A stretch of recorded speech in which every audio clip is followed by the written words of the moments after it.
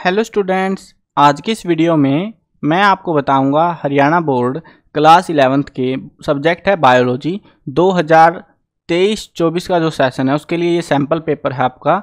तो ये sample paper कैसा रहे, मतलब जो फाइनल पेपर है उसका एक प्रीव्यू टाइप है कि आपका जो पेपर है फाइनल एग्जाम के लिए वो कैसे रहने वाला है, उसी के बारे में ये वीडियो रहने वाली है। शुरू करते हैं वीडियो को। मैं हूं अजय और आप देख रहे हैं CCL क्लास। लेकिन वीडियो शुरू करने से पहले बता दूं, अगर आपको क्लास 11th के बाकी सब्जेक्ट के पेपर्स के सॉल्यूशन भी देखने हैं तो डिस्क्रिप्शन में प्लेलिस्ट का लिंक मिल जाएगा, वहां से देख सकते हो। और साथ में 11th क्लास के इंपॉर्टेंट क्वेश्चंस के लिए भी इंपॉर्टेंट क्वेश्चंस की जो प्लेलिस्ट है उसका लिंक भी डिस्क्रिप्शन में है, वहीं से वो भी मिल जाएंगे। पेपर डाउनलोड करने हैं, ओल्ड क्वेश्चन पेपर या इंपॉर्टेंट क्वेश्चंस की PDF डाउनलोड करनी है तो cclchapter.com पर मिल जाएगी। इस वेबसाइट पर विजिट कर लेना। वीडियो के लास्ट में विजिट करके भी दिखा दूंगा जिनको डाउट रहता है कि कैसे क्या करना है, तो वीडियो के लास्ट में डिस्कस करेंगे इस वेबसाइट के बारे में।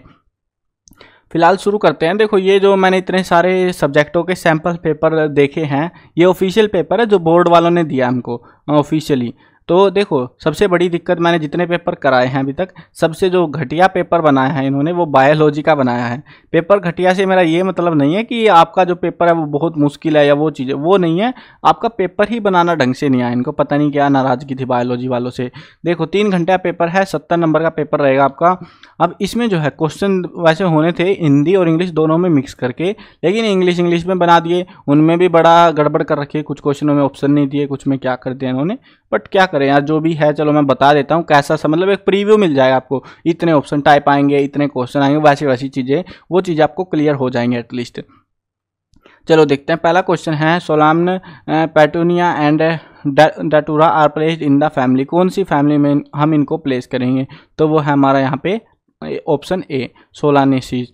और नेक्स्ट क्वेश्चन है, the order of Homo sapiens is. देखो, कुछ क्वेश्चंस मैं बता देता हूँ, अगर आपको लगे कि सर ये क्वेश्चन तो हमारे सिलेबस में ही नहीं है, कुछ चैप्टर आपके कटे हुए हैं और इन्होंने मेरे को लग रहा है पिछले साल वाले सिलेबस के हिसाब से बना रखे हैं पेपर से, तो कुछ क्वेश्चन रिपीटेड, मतलब ऐसे लग सकते हैं कि हमारे सिलेबस में है ही नहीं। तो डरना नहीं है, उन क्वेश्चन को जस्ट छोड़ देना आपको। ऑर्डर ऑफ होमो सैपियन वो क्या है? वो है यहाँ पे Primata. Next question, in the 5 kingdom classification was given in year. ये क्वेश्चन बहुत बार पूछा गया, किसने दिया था, कब दिया? तो ये कब हुआ था? 1969 में। The first coloniser on rock are. तो क्या है first coloniser? Lichens. Water vascular system is characteristic of. किसकी कैरेक्टरिस्टिक है वो कैरेक्टरिस्टिक है हमारी ये क्या है? इकिनोडर्म्स वाले की। नेक्स्ट क्वेश्चन देखते हैं, नारेसिस इज। नारेसिस क्या है? तो नारेसिस है एक्वेटिक। हाँ, डायलिसिस भी, अच्छा वो बोथ ए एंड सी दे रखा है, तो डी ऑप्शन रहेगा हमारा। एक्वेटिक वाला भी है, डाई एक्वियस वाला भी है। नेक्स्ट क्वेश्चन देखते हैं। नेक्स्ट क्वेश्चन है, alternate type of phyllotaxy where single leaf arise at each node in alternate manner is found in. तो वो कहाँ पे मिलते हैं? तो वो मिलते हैं China rose plant, mustard, sunflower, all the above. तो ऑल द अबव में आएगा ये आंसर, ठीक है। The living component in xylem tissue is. तो वो कौन सा है हमारा इनमें से? तो वो है हमारा यहाँ पे पैरेंचाइमा, ये वाला डी ऑप्शन। स्टेले इंक्लूड्स, तो ये इसमें क्या इंक्लूड है? Pericycle, vascular bundle, pith, all the above. तो क्या है इसमें रहेगा हमारा ऑल द अबव, सारे के सारे।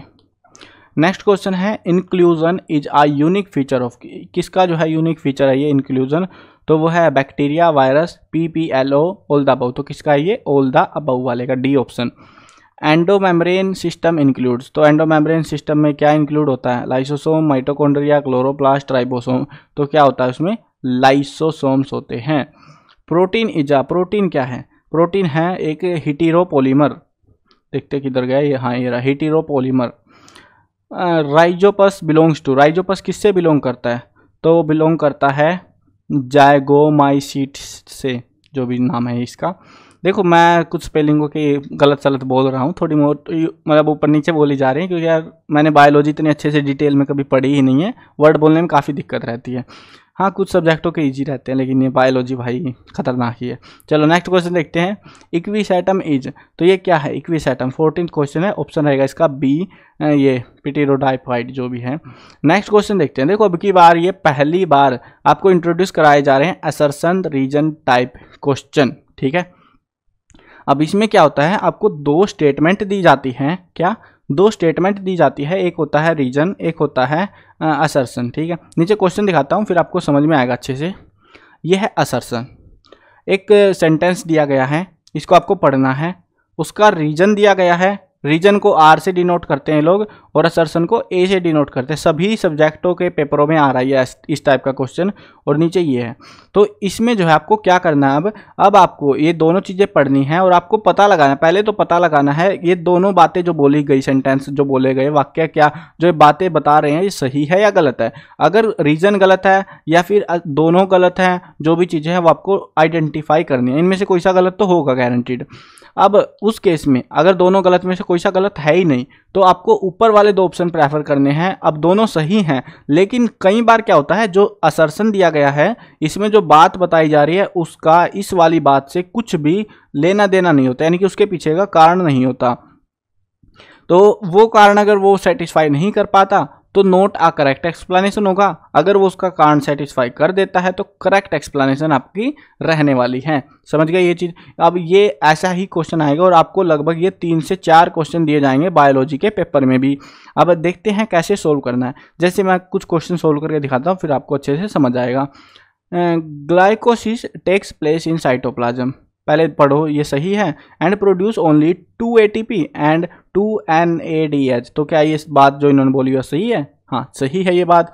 ग्लाइकोसिस is a anaerobic process and can not oxidise the substrate fully, तो क्या ये सही है? बिल्कुल सही है। अब हमको ये देखना है कि इसमें जो चीज़ें हैं क्या वो इससे कोरिलेट कर रही हैं, क्या उसका उससे कुछ लेना देना, उसके पीछे जो कारण है, इन्होंने कारण दिया ना ग्लाइकोसिस साइटोप्लाज्म में होता है और ये प्रोड्यूस करता है।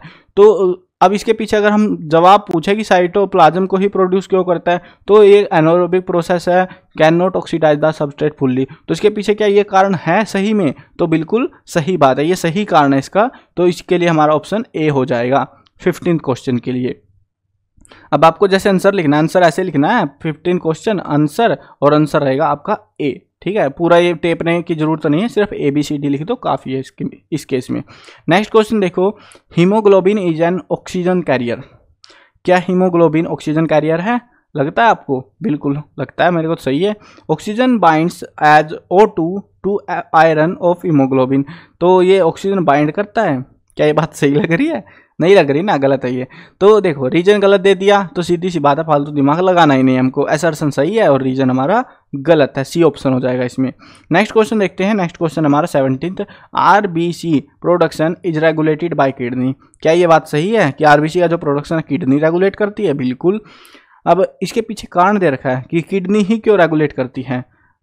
एरियोट्रोपिन जो भी है यार, ये rich is red bone marrow, ये यहाँ पे पहुँच जाती है और इसके वजह से किडनी प्रोड्यूस करती है ये RBC को, क्या ये बात सही है? इसका लॉजिक बिल्कुल ये भी सही है।